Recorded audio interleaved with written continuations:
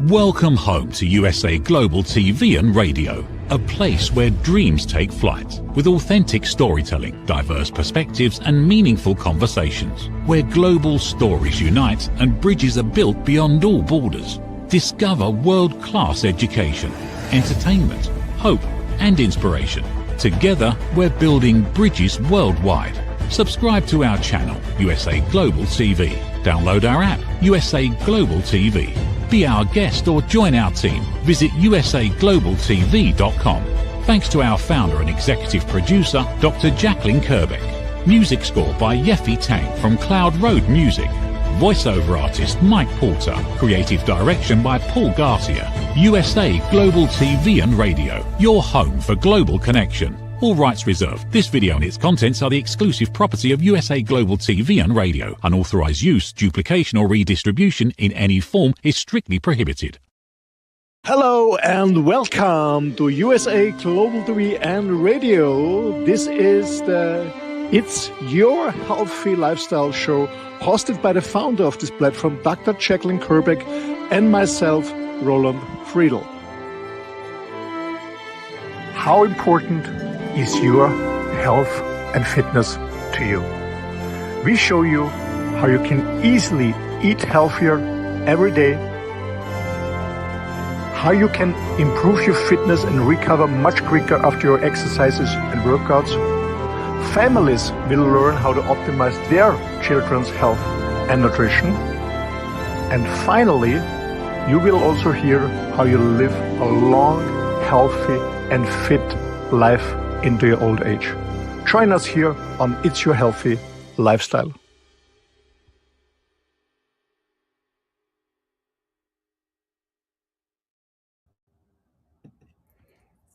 Aging is a very big topic for discussion, or not. Some people don't want to talk about getting older, but the truth is, if we're here, we are aging by the minute. And the question is, why is the focus always on how many years we're going to live instead of how many good years are we going to live? Because if we don't take care of our health and we live a long life, that doesn't mean it's going to be a happy life. Welcome to It's Your Healthy Lifestyle. I'm Dr. Jacalyn Kerbeck here on USA Global TV and Radio. If you haven't done so yet, please do subscribe to our two YouTube channels, USA Global TV and Radio, home of the YouTube Silver Creator Award, and Dr. Jacalyn Kerbeck. Joining me is the star of our show and a dear friend, Mr. Roland Friedl. Let's welcome him to the program. Roland, good to see you as always. Yeah, good to see you too, Dr. Jacalyn. Hello. Hello. I know that this topic is something that you're very passionate about, and I'm really glad that we are talking about this today because I think there is a lot of focus on the number of years that we're going to live instead of how many healthy, happy years are we living. 100%. I think it's so important that we focus more on the health than on the on the health span and on the lifespan. And by the way, it's also about bringing more life to your age instead, or more life into your daily time instead of time to your life. So there's another point. But when I'm getting older, I will be 62 in about 3 or 4 weeks. I'm taking care about my auntie. She is 86 and a half. And I meet a lot of old people here because, I bring her to a daycare on every Wednesday. I bring her to doctor. So I see a lot of old people. So in their late 80s, 90s, 102 is the oldest lady, by the way. They're both very active. They walk around. My auntie lives alone in the house, does the garden. She has no mind. She has no dementia, nothing. So she of course, sometimes she forgets a little bit, but this is normal. But she's quite in good shape, and her friends too. And we had a long conversation about how to get older and how does she feel and what she did to stay so healthy becoming older. Because, my mom, she is 80. My mom is 84. And she has dementia since years, and she doesn't recognize me. So I was wondering, what's the difference between my mom and my auntie? Almost same age, same country, but both had a total different lifestyle. a total different lifestyle. So my auntie was always very active, not doing sports, but she was walking on the weekends with friends. She was working in the garden, making the firewood and stuff like that. So she was very, very active. And her diet was totally different to my mom's diet. Totally different. So my auntie, she doesn't have sweets. She doesn't eat any processed food. Never. She's cooking always fresh things. She's never buy any frozen stuff or canned stuff or prepared stuff. So total different food what she's eating. And she was never married.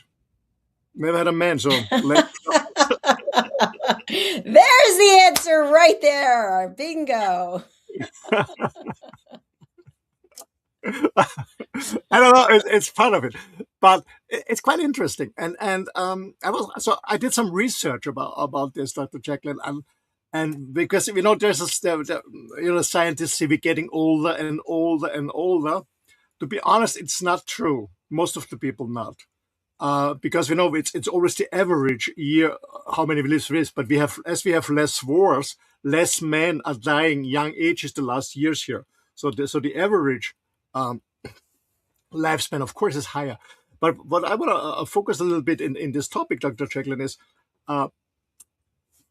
that the peak, we're already on the peak. I think maybe my next generation will make it too, but the next generation, like my kids and my grandkids, I don't believe that they will get so old and healthy, because they started in the first year with processed food, less sports, being less outside, sitting more in front of a screen. I think that this has I don't know what's your point on that, but this has a huge impact, I think, about our health span and so on, also on our lifespan on the long case. I agree with you. I think, and of course, I'm a year older than you, and I'm damn happy to still. So there you go. But I think when we were growing up, even though we've grown up in different countries, it was completely different than what we see today with young people attached to devices and not outside playing sports like you used to see. And when I do see kids playing, like where I live in an apartment building and my car's in a parking lot. And sometimes the kids will be in the parking lot instead of out in the outdoor space. You know what? It doesn't upset me. I'm just glad to see kids playing. I'm just glad to see that they're out there, and you have to be extra cautious. But we need to play. We need to expend the energy. And so you may be onto something there. I know you and I have talked about this before because of your mom. And of course, my mom had dementia and she passed away in 2023, but she was extremely active. She was what you would call a jock. She was definitely an athlete her whole life. And the thing I think that brought her down was her, I hate to use obsession, but obsession with sugar. A lot of her diet was sugar. And for all of you soda drinkers out there, my mom drank sometimes 4 or 5 Cokes a day. And I saw that growing up and even, into the end. And of course, I haven't had a soda, I want to say 30 years, because there's nothing but chemicals in there. So to your point about your auntie eating everything healthy and everything that's fresh, I think that makes a huge difference. 100%. I think that nutrition has a larger impact than fitness itself. Of course, fitness is very important. We maybe can also have an emphasis on that. But I think it's nutrition. And my mom, she didn't drink sodas. But she was a sugar addict. So she was a coffee addict, but I think the coffee was more sugar than caffeine inside. So a lot of sugar in the coffee. It was health sweet, and she had cake like her mom. Her mom was the same. They loved cake, self-baked cakes, or they went to a nice coffee shop having a cake every single day. This creamy, sweet stuff. And I visited her last Saturday. I was in Linz and I visited her and I picked her up, and I know she had no idea who I am, and she doesn't talk. She's singing a little bit. But the only thing that makes her happy is when we go for coffee and a cake. And it's, I say, okay, I accept it, because why change now? It's too late anyway.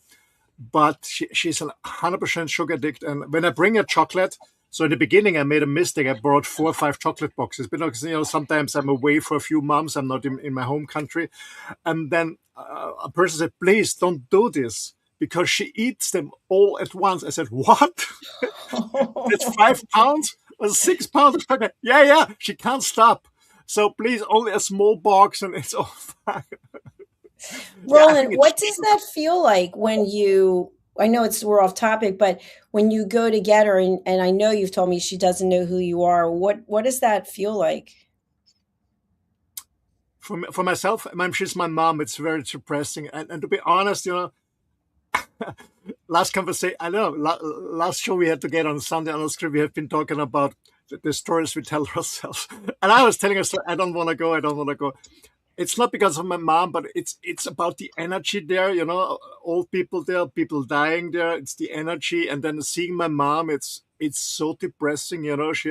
She she had a she had a life, and then it's ending like this. She was always working hard, and she had a hard time with my dad, and my brother passed away very early of suicide, so she had a hard time, and then she's ending like this. That's tough. And this Saturday, my partner was the first time with me, and she said, "You know what? I really respect you how you handle her. You really, because it's hard. But she's my mom, and I travel a lot, so most of the winter time for 5 6 months I'm away, and I always said, okay, I think I would regret it if I wouldn't see her when I'm here. But it's tough. It's tough. I Yeah. mean, for my mom, it doesn't make any difference because she has no idea who I am or sitting in front of her. But yeah, it's tough, but it is like it is.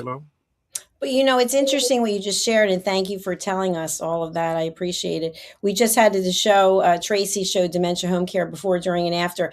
And, I'm always very emotional. I'm producing the show, I'm not on. I'm like, "Ah," because so many memories are coming back. But what I wanted to share was, and I took this away today, we don't actually know what your mom knows or doesn't know. We just know what she's looking like she knows or doesn't know. But inside, she knows that someone is coming to see her and cares about her. And, Yeah. that can make a world of difference. So when we're talking about today, health span versus lifespan, I know sometimes we, as humans, we get very preoccupied with the number. Well, my father lived to this age and my mother lived to that age, so it's likely I might live to this age. But how many good years are you having? What are you doing? Like, if you're watching this and even though our audience is basically 30s and up, let's say you're in your 20s, what are you doing today to prepare yourself for being here for the long haul? And when we're younger, we don't really think about that. We think we're completely invincible. Nothing is going to happen to us. And then as we get older, we realize that things start to fall apart a little bit. Things get out of our control. I know I've shared this probably before because you told me about the blue light glasses, but I might be looking at this computer screen. It could be 12 hours in a day. And by the end of the day, I've watched some of my shows at 7 or 8 o'clock at night. I'm like this. My eyes are like this, like they're hardly open, not because I'm tired, but I can't keep just the blue light. And so that wasn't like that a few months ago.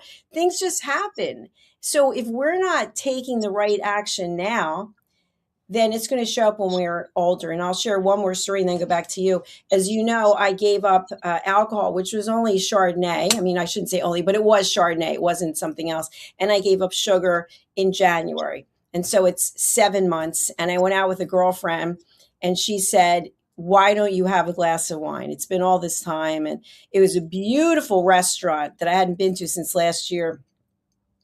I had the glass of wine. And I'll tell you what, I really didn't want to have it. Like, I had no desire for it, but I thought, let's see what happens. And I did not feel well. I came back here. I could do nothing. I literally could not do the rest of my work. I had to go and lie down. And I thought, I don't want to feel like that again. So I was talking to my trainer and he said, your body is so pure, which is hilarious, but it's so pure that just one glass of wine, your body was giving you information, which is, we don't want this. Don't start bringing this back. And so that's all I needed to know, that it's not happening again. But your body does talk to you. And if you don't listen to it, then don't expect to have a healthy life.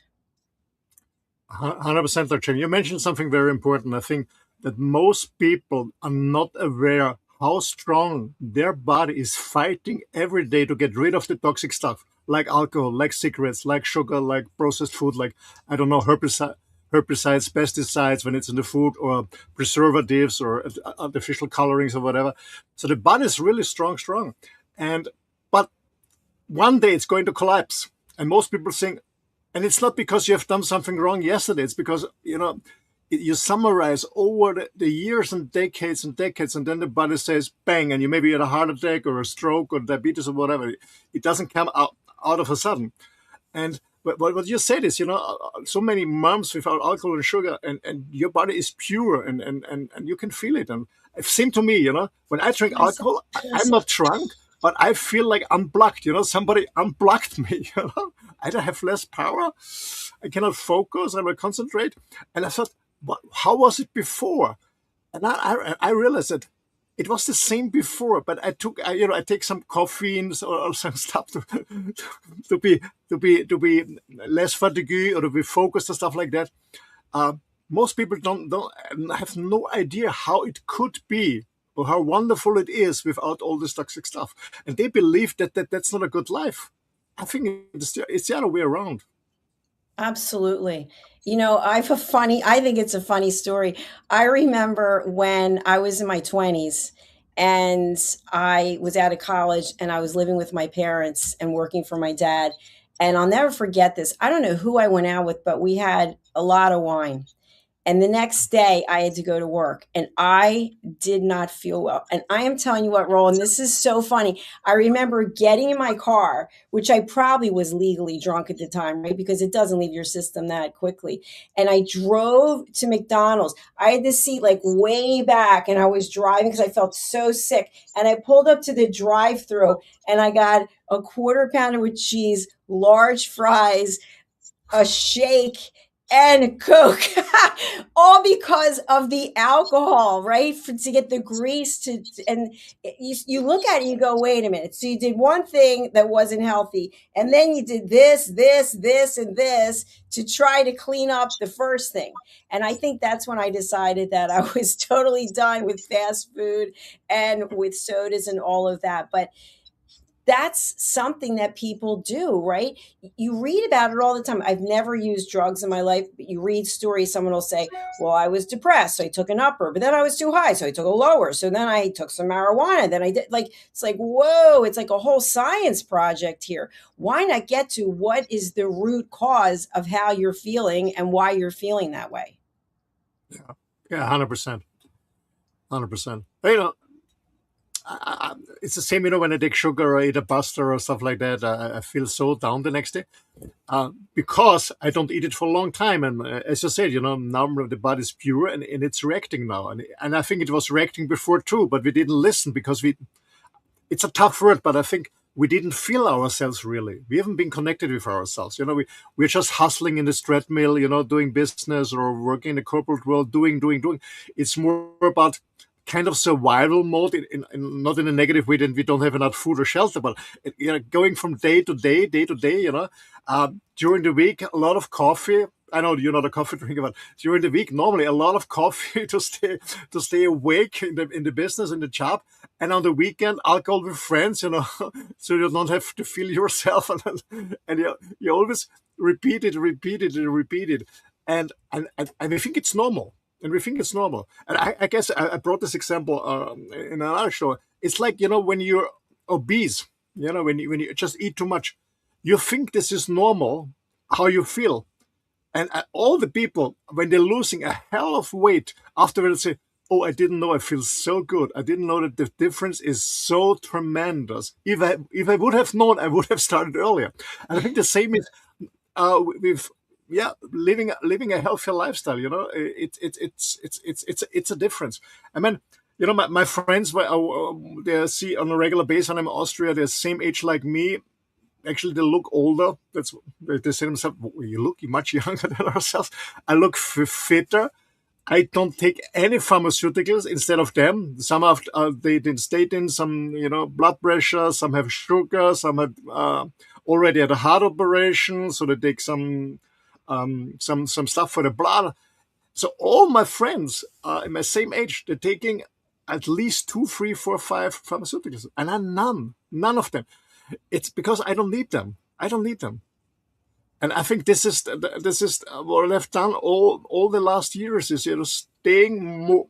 I said 80% healthy. Of course, I had my glass of wine or enjoyed my drink or enjoyed an ice cream, but not on a regular basis. And I think this is so important that we still can enjoy stuff. Actually, my partner, she is the fourth week without sugar, without alcohol, nothing. She's on whole animal based, so she will do it for 8 months.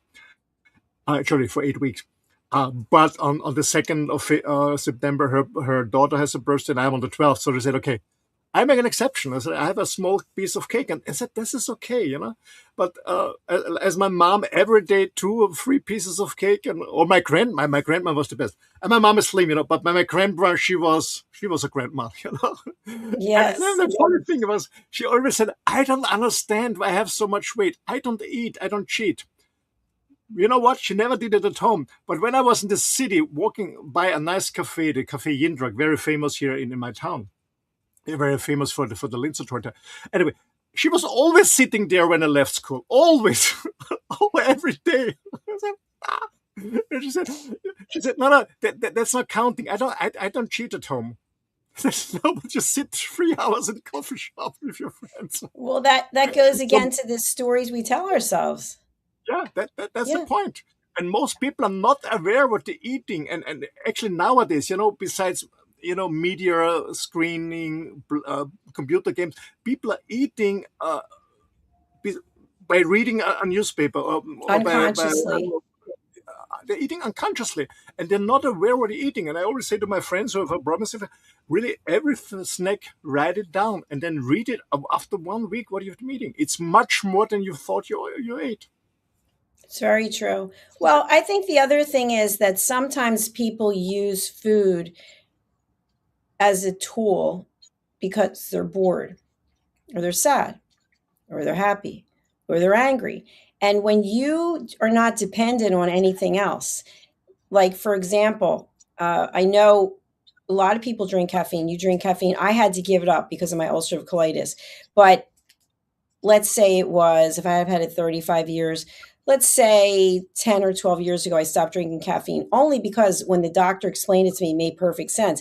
You put caffeine in, which would be iced tea, and it makes the digestive system work faster, right? Because it's a stimulant. And so that means your digestive system, when you have ulcerative colitis, you want it to be really slowly working. So it wasn't a problem because I had a reason.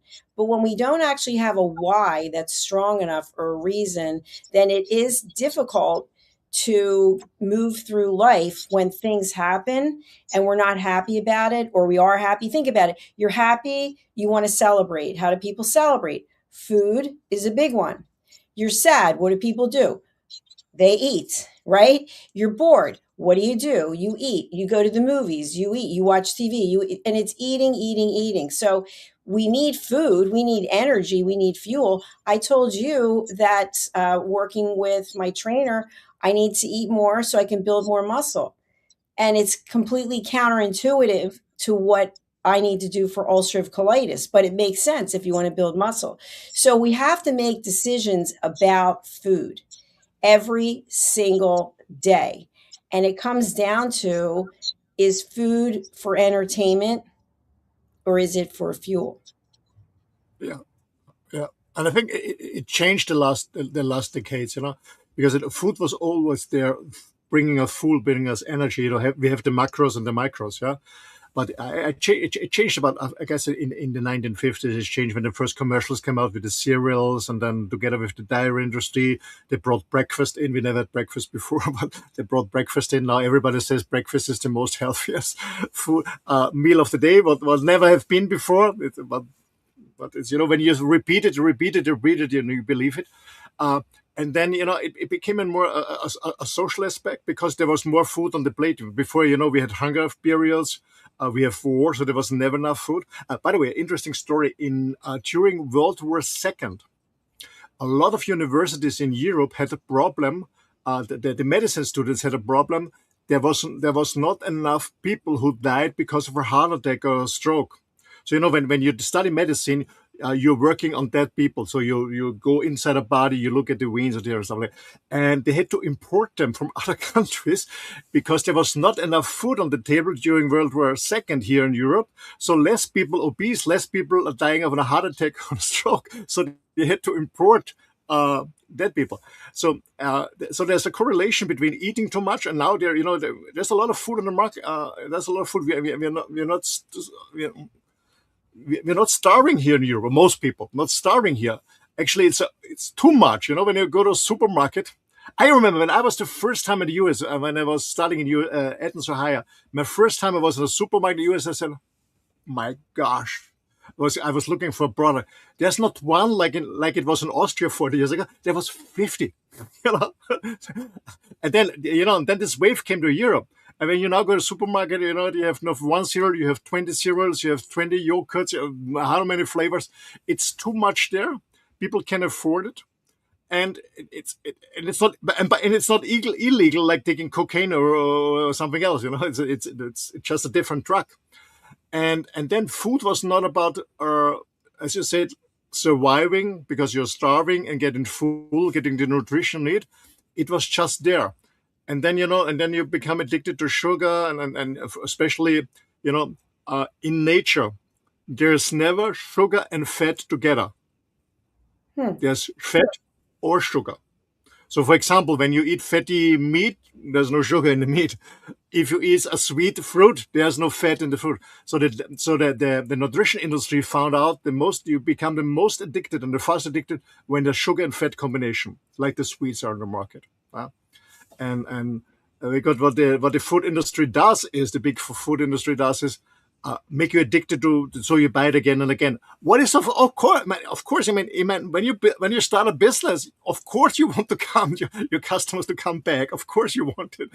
If it's ethical good, it's a different question. But as an entrepreneur, you want to make business, you want to make sales, you want to make profits. I understand the system, but you as a customer have to understand what's going on. Absolutely, great point. I know for me, what my addiction was little Reese's cups, because you have the peanut butter and you have the chocolate. So you have the fat and you have the sugar. And the way that it was marketed, they were just small. I'm sure they must still sell them. They were just small. And you could have, I think, 5 of them for 250 calories. So that was my breakfast for years. That, and then on the weekends, I would have a salt bagel toasted with butter and American cheese. So completely unhealthy, right? There's no protein really at all, some small amount in the cheese. And I remember I was going to buy the Reese's again, and then it was like 400 calories for the same 5. I'm like, well, what changed? There were just more chemicals in there. I don't know what it was. But what's interesting is that was so long ago. And all the things that I don't eat anymore, that doesn't make me a superhuman person. I've just made decisions. So my point is that one of the things that's amazing about humans versus AI is we get to make choices. And so whatever you're doing today that might not be helping you with your health span, you can change it. You have to program your mind. You have to have a why. And the why is not just that you want to live to be a certain amount of years. You want to live a healthy life. You don't want someone changing your diaper. You don't want to be drooling somewhere in a rocking chair in a home, and then once in a while someone comes to visit you. You want to have a healthy, active life. So the choices you're making today are going to have an impact on that. 100%, 100%. When I met my partner a few months ago, she said, "What the hell are you doing?" I was very healthy. I started drinking a little bit alcohol with her, but I started again. I said, "Why are you doing this?" I said, "Okay, I want to stay fit and healthy." And last Saturday when she saw my mom the first time, she said to me, "Roland, I never ever want to end up like this. So if you're still together, please find a solution. I don't want to end up." And I said, "You know what? Now you understand why my lifestyle is like it is. I don't want to end up like this." As you said, I don't want to depend on somebody else and sitting in a wheelchair and cannot go to the toilet by myself or wash myself or whatever. No, I don't want this. I don't want this because I want to self-respect myself. And I'm a human being. I'm not an animal. I want to be and die and go away like a human, full consciously, freedom, free, independent, and self-caring. I don't want this. And No. the only reason is to avoid it is there's no harm guarantee. When I have an accident and somebody hit me and maybe, I don't know, some of my vertebrae is broken, I'm sitting in a wheelchair. Okay, that's bad luck, maybe, yeah. But what is in my power, I do my best to avoid it. Well, Because I think for me, it's not about becoming 120. For me, it's becoming, when I die, I want to be fit. I want to, I don't know, fall asleep and I don't wake up without pain, without any issues, just because I'm done. Or maybe I decide when I'm older, like my dad passed away. I don't know if I ever told my story. When my dad passed away in 2020, he was fit, he was slim, he was healthy, but he made a decision. When COVID started and everyone was closed in, good God, he made a decision. He said, I don't want this anymore. And he decided to die. And he died within a week. He how died did he within a week die? as a healthy person. Huh? How did he die?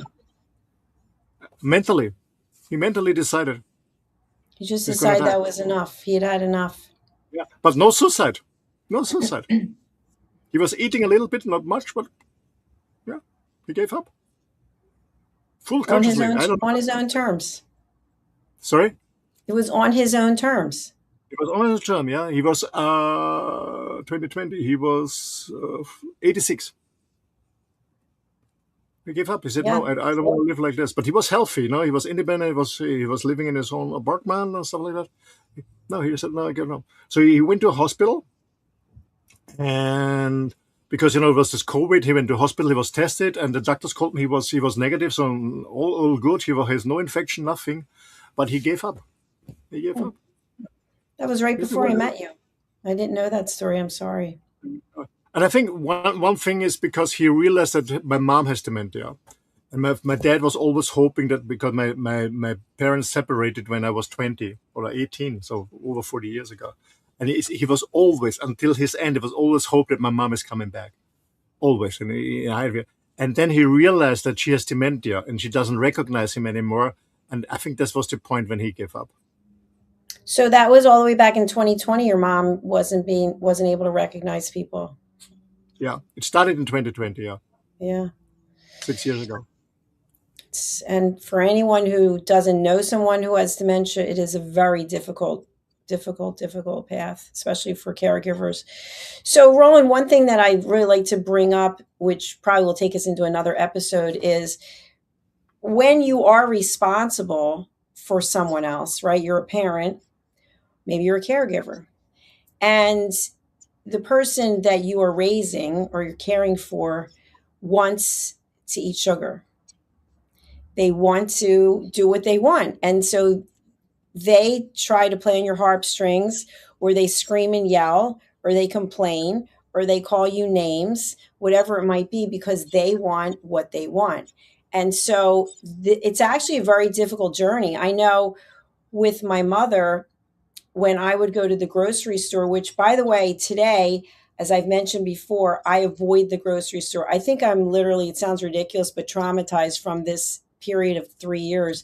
And I would go to the grocery store to get her what she wanted. I used to take her, and then she'd be, wandering off, or she'd be putting things in the cart while I wasn't looking, and I'd take them out. We need 2 of these. We need 3 of these. And anyway, I remember when I was by myself and I was putting the food on the grocery, whatever, conveyor. And the guy was scanning everything, and he was looking at me, and it was embarrassing. It was cases of Coke. It was Twizzlers. It was all these candies, whatever they are, all like most of the thing was filled with candy, because we had made a decision as a family, well, she has dementia, let her have what she wants. And I didn't really agree with that. And I felt like I was speeding up the process by giving her those things. And yet at the same time, you almost feel helpless because the person wants it, and you know that they're already checked out in so many ways. But when you have a child, the child hasn't had a chance at life yet. And plenty of parents will give children candy and sugar and cereals because they don't want to hear them complain, instead of having that discipline and structure. And I'm not judging anyone, I'm not a parent, but I can tell you that if you load the mind with sugar, it's not going to be a pleasant journey for anyone. And so, why take that ability for someone to have a clear mind and a healthy body when they don't really have a choice? They can't go to the grocery store, right? Make some smart decisions, because you really are empowered with how you're setting them up for the future. 100%. 100%.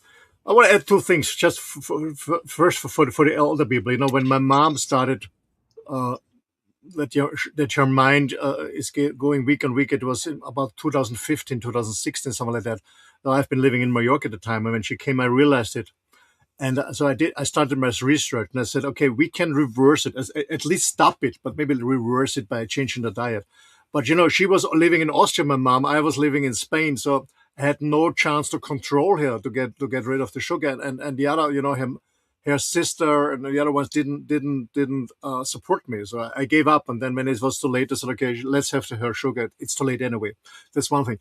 For my kids, actually, I have three boys, grown up now, but when they've been small, there was no sugar at home. No sugar, no sodas at all. Only when we went occasionally for lunch outside, on vacation in a restaurant, they have been allowed to order a soda or something like that. But they never had it at home. And now they are 36, 33, 29, and they still drink soda, so they don't like it at all. So my mom, the mom of my kids and myself, we have been very strict with them. So no sugar at home.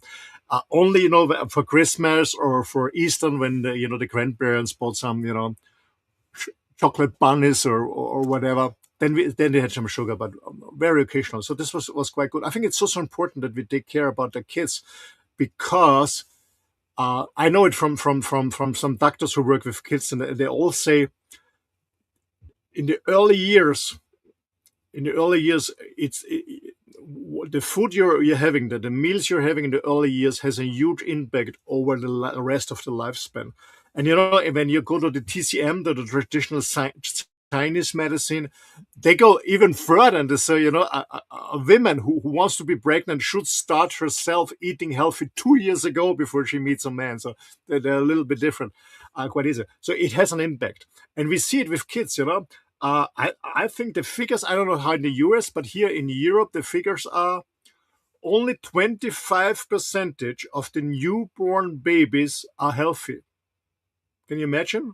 So 3 out of 4 newborn babies are not healthy, with any issues.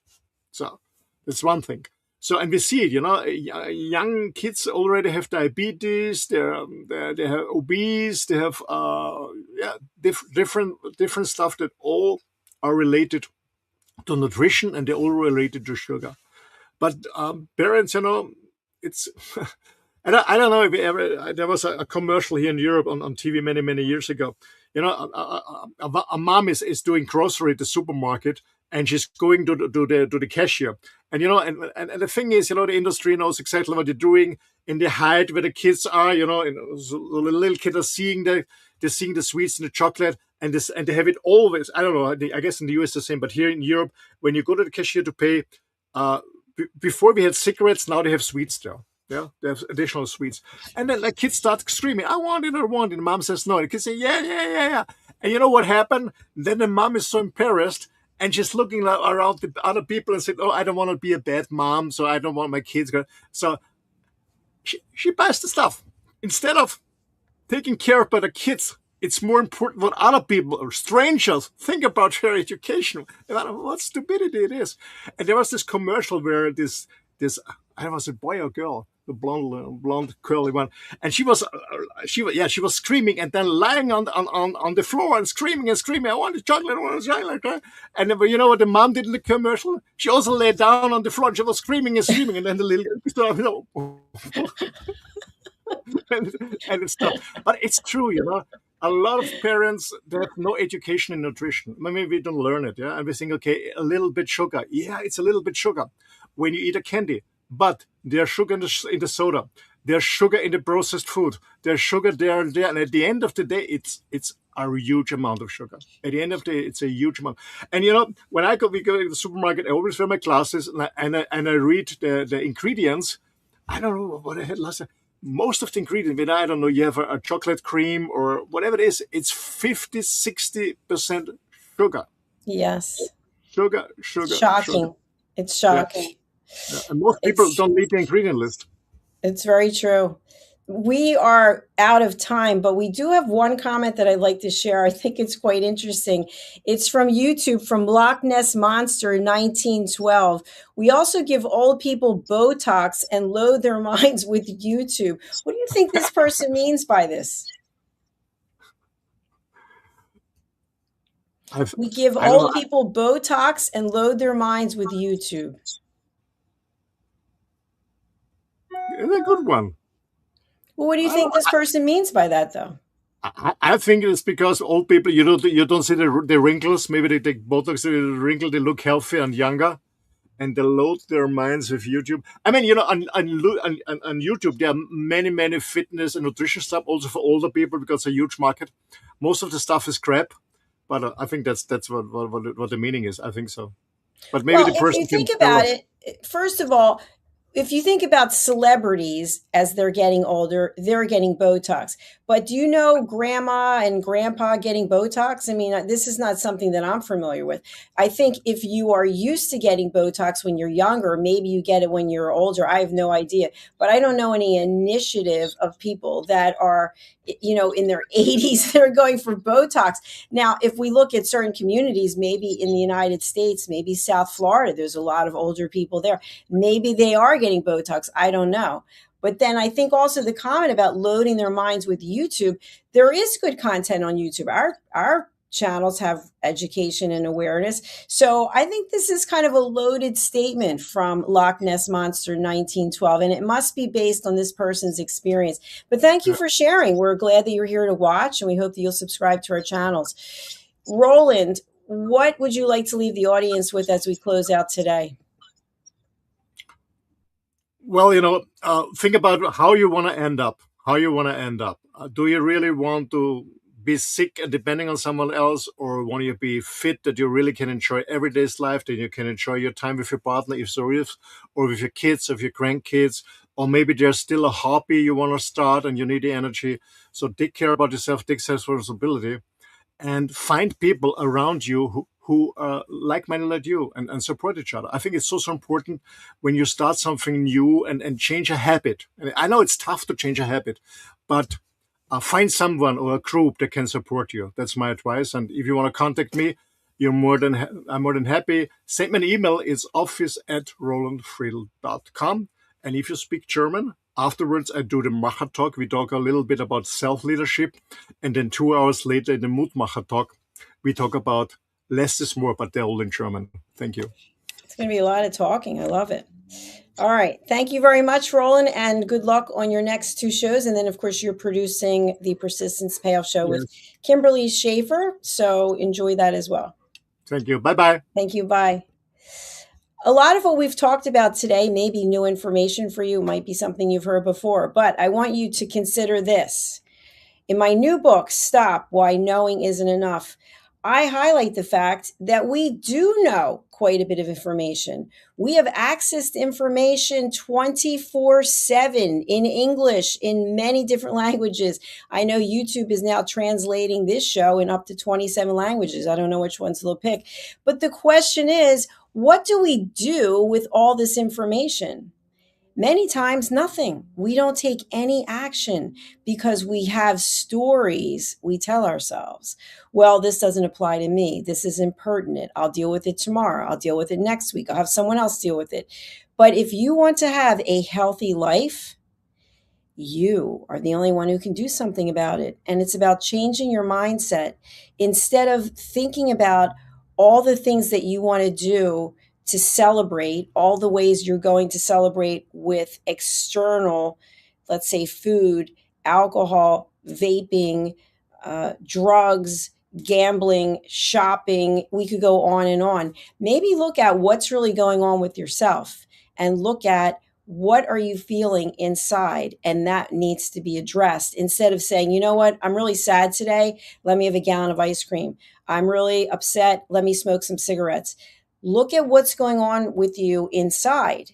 And then how do you process it? How do you let your feelings out so that instead of keeping them trapped inside, now you're making a second issue. The second issue is now you're reaching for something that's really unhealthy.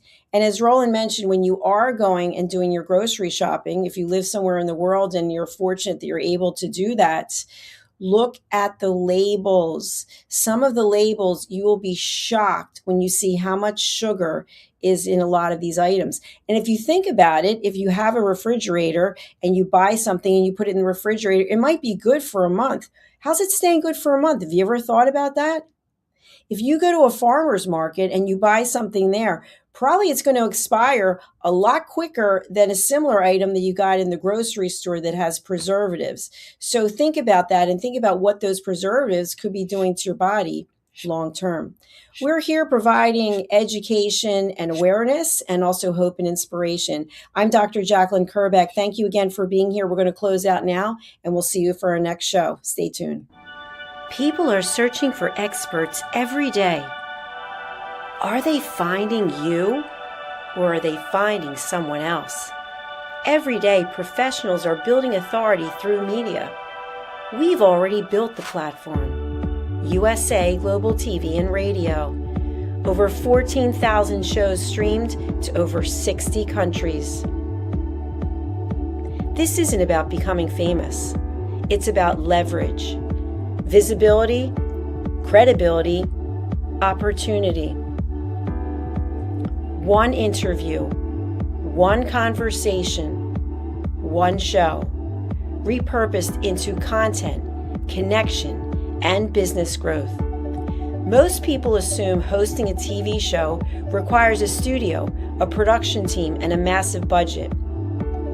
Our television packages begin at $1,500 US per month. Professional production, global distribution, replay visibility, built for voices with something to say.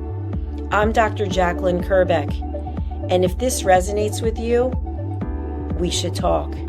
USA Global TV and Radio, all rights reserved. Contact us at info@usaglobaltv.com. Thank you, viewers and listeners of USA Global TV and Radio, for joining us today. We're honoured to have your time and attention as part of our global community.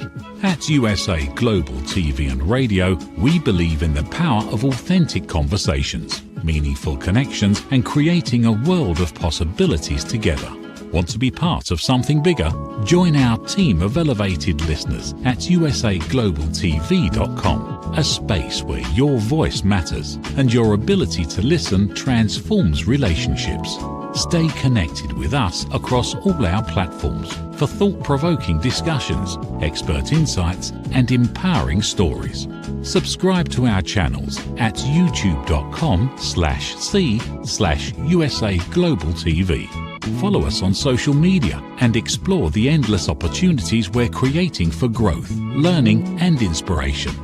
Together, we're not just broadcasting, we're building bridges and changing lives one conversation at a time. For inquiries, contact us at info@usaglobaltv.com. Produced by Executive Producer and Director Dr. Jacalyn Kerbeck. Voiceover by Mike Porter. Creative direction by Paul Garcia. All rights reserved. Visit usaglobaltv.com to view our full terms and conditions.